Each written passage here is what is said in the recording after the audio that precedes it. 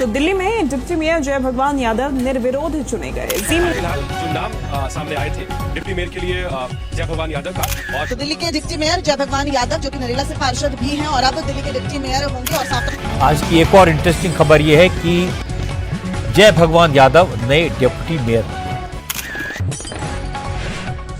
Friends, आज हम आए हैं दिल्ली के उप महापौर यानी डिप्टी मेयर श्री जय भगवान जी के ऑफिस। आज हम उन्हें बधाई देने आए हैं कि इस वर्ष वो अपनी सहगामिनी के साथ में 50 वर्ष पूरे कर रहे हैं 30 तारीख को। तो चलिए उन्हें बधाई देते हैं और जानते हैं कि किस तरह से इस सिविक सेंटर में उनकी कार्यप्रणाली चलती है।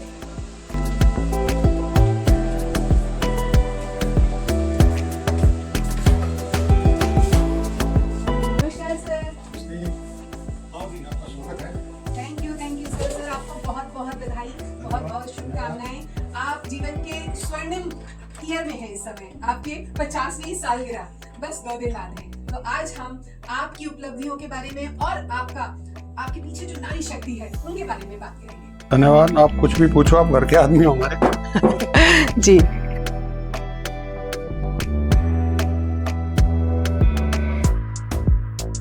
सर, बहुत बहुत स्वागत है आपका हमारे चैनल पे लाइफ स्टोरीज, लाइफ टेल्स, जिसमें हम बात करते हैं उन शख्सियतों के बारे में जिन्होंने वो मुकाम पाया है जैसे कि आप सर ये बताएं कि दिल्ली की छोटी सी गलियों से रह करके सिविक सेंटर तक का सफर कैसा रहा?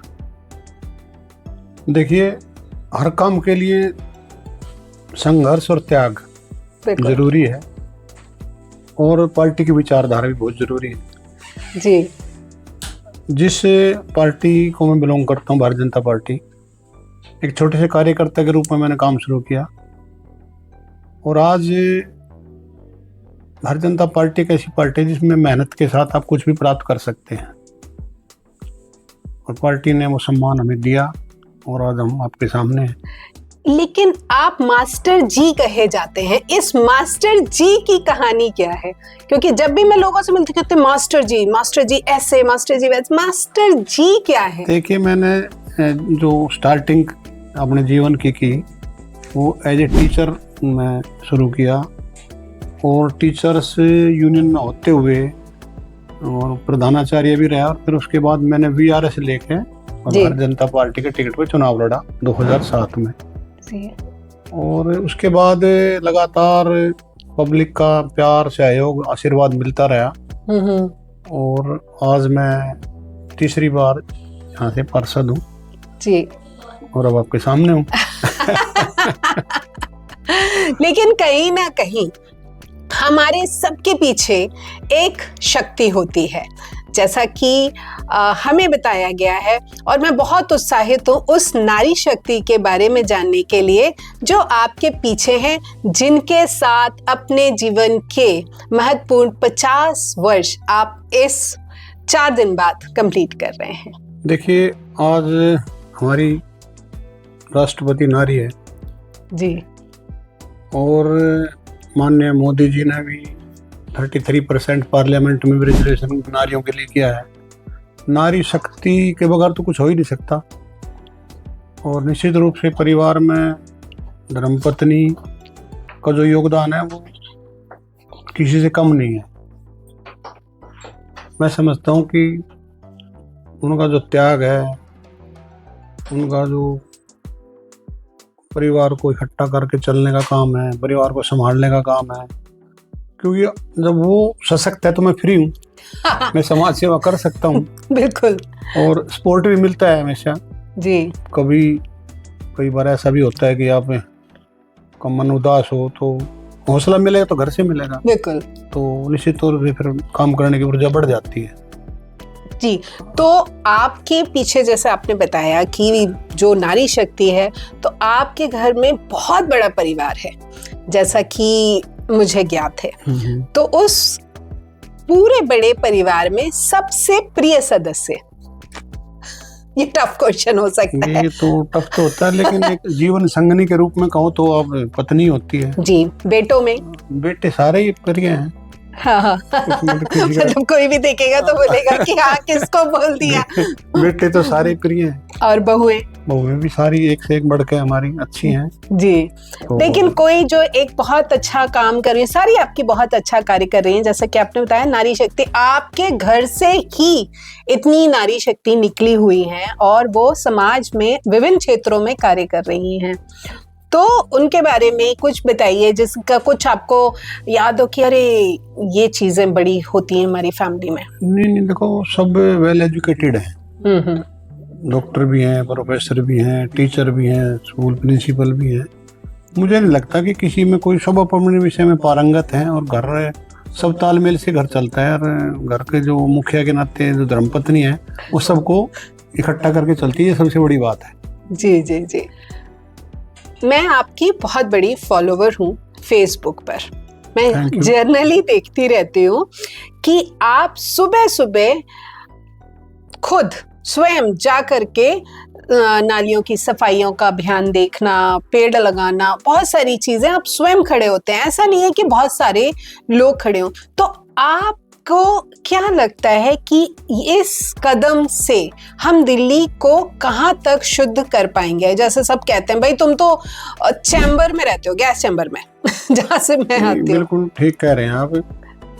दिल्ली जो विकसित दिल्ली का सपना है जी, माननीय मोदी जी का, विकसित भारत के साथ विकसित दिल्ली तभी बनेगी जब हम प्रदूषण पर ध्यान देंगे, वृक्षारोपण पर ध्यान देंगे, जल पानी की समस्या को दूर करेंगे, गंदे पानी से छुटकारा मिलेगा जी। तो उसके लिए वृक्ष लगाने बहुत जरूरी हैं। और जब आप स्वयं कोई काम करोगे तो दूसरे को कह सकते हो। तो मेरा शुरू से, जब से मैं राजनीति में आया हूँ 2007 से, तो मैं पर्सनली विजिट करता हूँ, जहाँ से भी शिकायत आएगी मैं वहाँ जाऊँगा और अपने सामने ही नाली का काम हो, नाले का काम हो, सफाई का काम हो, जी तो वो पूरा कराना है। उससे मुझे भी आत्म में खुशी भी होती है हाँ, कि मैंने कुछ काम कराया, और लोग भी खुश होते हैं कि हमारे कहने के तुरंत बाद हमारे प्रतिनिधि हमारे बीच में काम करने आ जाते हैं। और वृक्षारोपण तो आपने मेरा घर कभी देखा होगा, तो मेरे को शुरू से शौक है कि मैं पेड़ों के बीच में ही रहता हूँ। जी वृक्षारोपण तो मेरा शुरू से ही है। पहले हम गांव के लोग थे, खेती बाड़ी करते थे, तो एक लगाव ऑटोमेटिकली वृक्षों से हमारा रहा है। तो वो आज माननीय प्रधानमंत्री जी एक पेड़ माँ के नाम पिछले वर्ष से कार्यक्रम चल रहा है, तो उसके तहत हम रोजाना कहीं ना कहीं पेड़ का वृक्षारोपण का काम करते हैं। तो इसी कड़ी में 10 वर्ष बाद दिल्ली कैसी होगी? देखिए, दिल्ली निश्चित तौर पर, अब माननीय मुख्यमंत्री जी भी दिल्ली में, रेखा गुप्ता जी हैं, उनका भी प्रयास निरंतर रहता है कि दिल्ली साफ सुथरी हो। 100 स्माग जो वैन है जो दिल्ली में प्रदूषण को रोकने के लिए, अब ये 24 आवर का काम होगा दिल्ली में रोकने का। पहले था सर्दी आई तो सरकारें करती थी, रोकथाम होता कुछ नहीं था। लेकिन अब निरंतर आपने देखा होगा कि जैसे यमुना के कार्यक्रम, सफाई अभियान चल रहा है यमुना, आने वाले 3 वर्ष के बाद उसमें आप देखेंगे कि उसमें क्रूज चलेंगे आपको। अच्छा। आपको ये जो विजन है हमारी पार्टी जी का, जी जी। और उसमें हम तो एक सिपाही के रूप में काम करते हैं। तो मुझे लगता है कि हम इसको, शहर को बहुत सुंदर बना पाएंगे। 1 वर्ष के बाद आप देखेंगे कूड़े के जो पहाड़ आपको दिखाई देते हैं दिल्ली में, तो वो आपको नहीं दिखाई देंगे।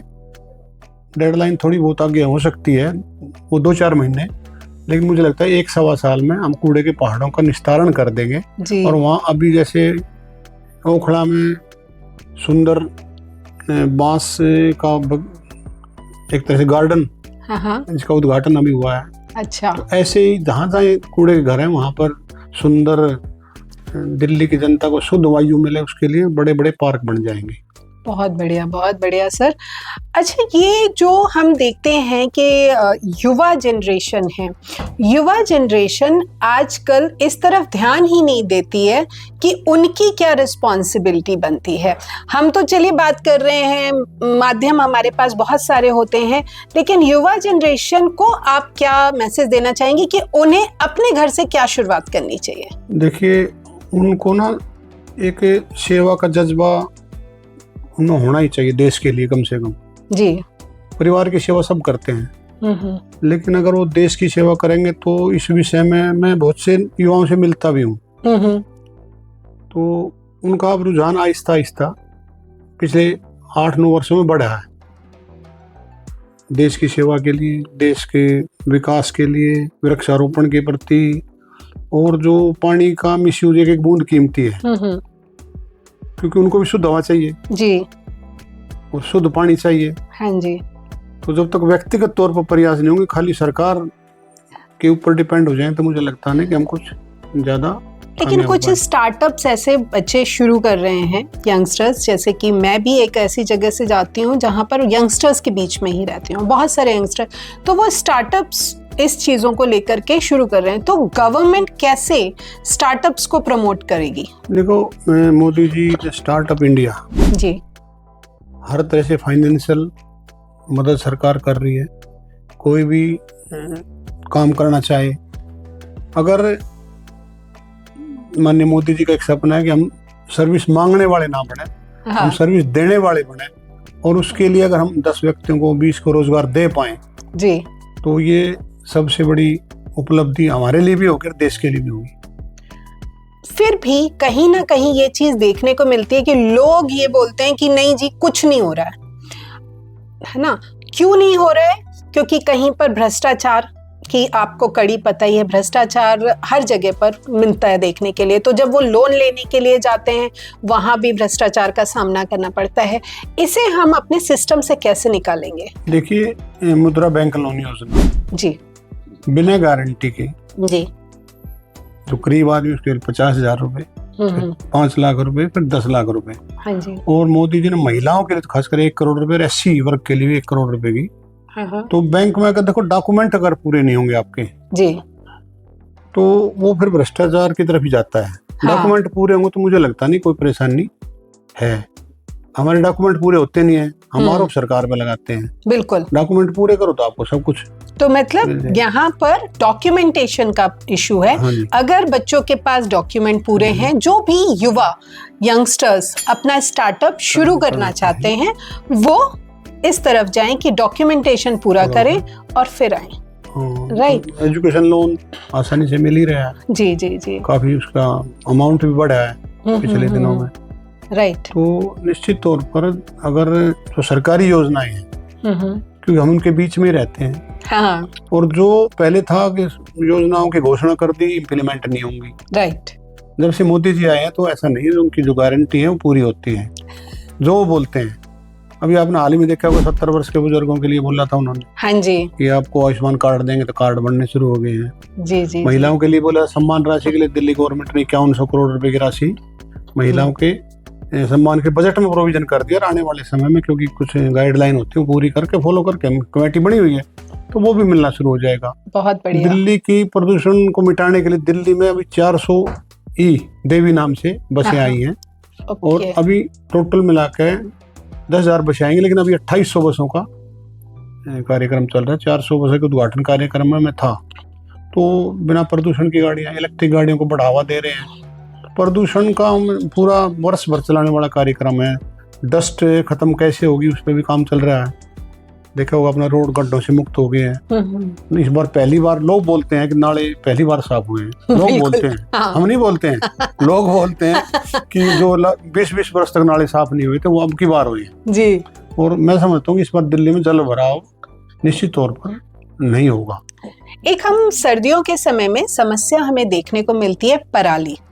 बहुत विकट समस्या होती है ये। पराली जब जलती है तो दिल्ली पूरी एक गैस चैम्बर बन जाती है। तो उससे निपटने के लिए कुछ चीजें सोची जा रही हैं गवर्नमेंट? बिल्कुल सोची जा रही है। अभी कृत्रिम बारिश दिल्ली सरकार ने एग्रीमेंट कर लिया है जी, और कृत्रिम बारिश हम कराएंगे, ताकि जो दिल्ली पे जो एक फोकस बन जाता है धुएं का, वो खत्म हो जाएगा। वो इस बार निश्चित एडवांस करा के देखेंगे हम। हाँ। सर्दियों से पहले ही कराएंगे।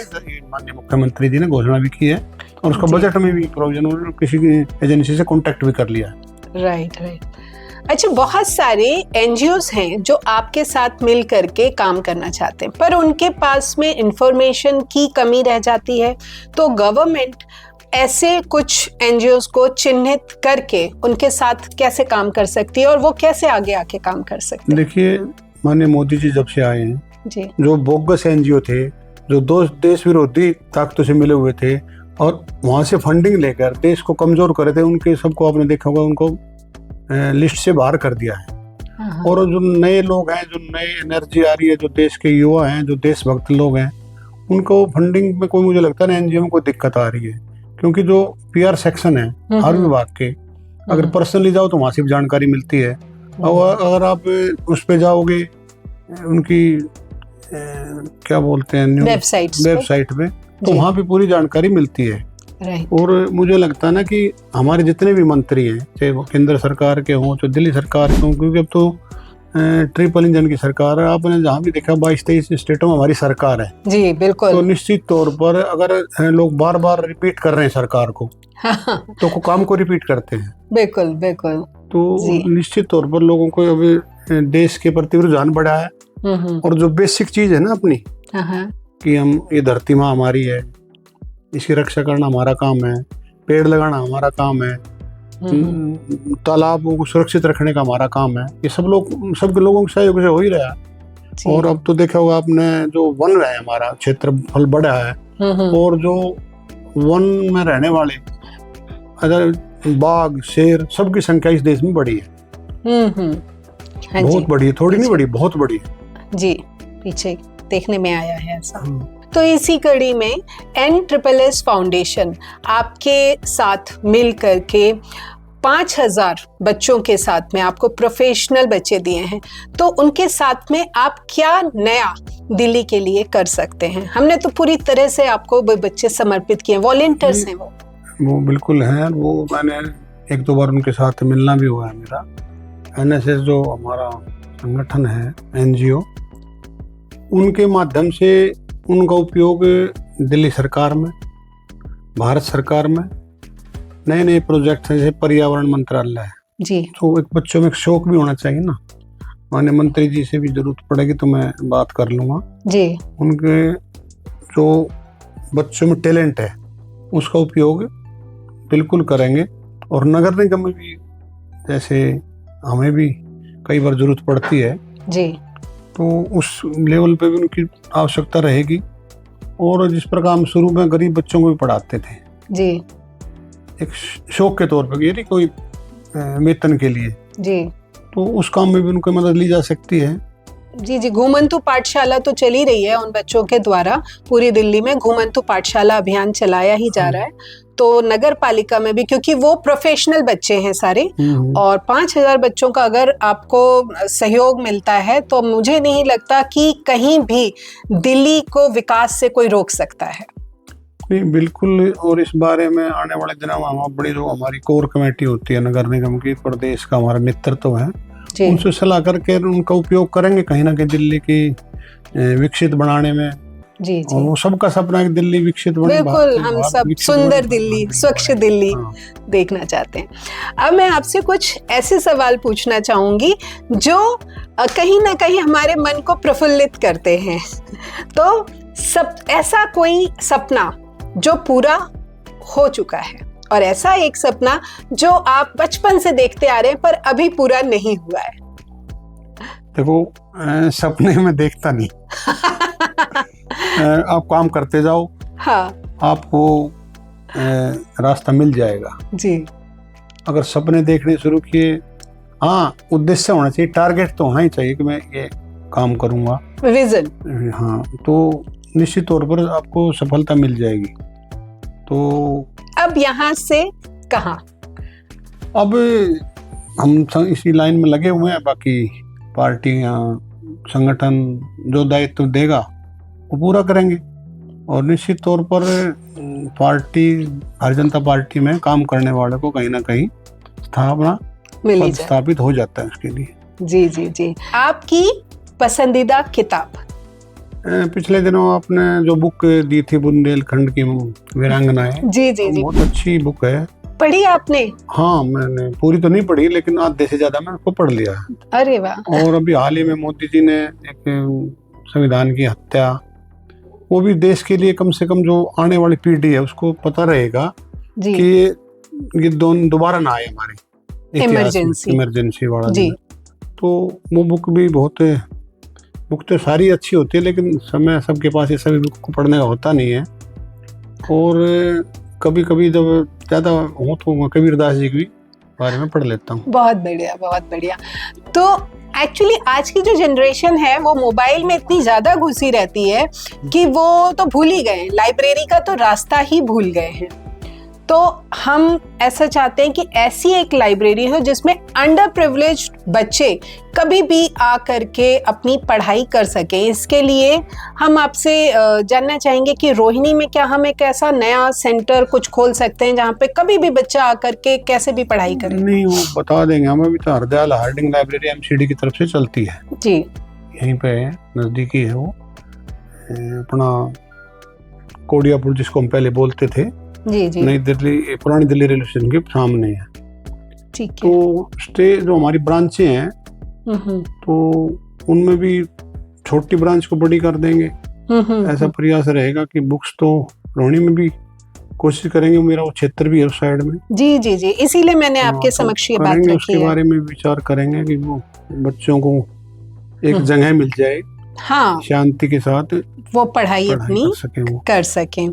और कुछ ऐसे पर्सनल चीजें कि जब आप बागवानी करते हैं तब आपके मन में क्या चल रहा होता है, कुछ देखो, ऐसे मेरा विचार? तो मैं थोड़ा पीछे जाऊं तो पहले हमारे ना बड़ी चिड़िया चहचहाती थी और आजकल वो दिखती नहीं है।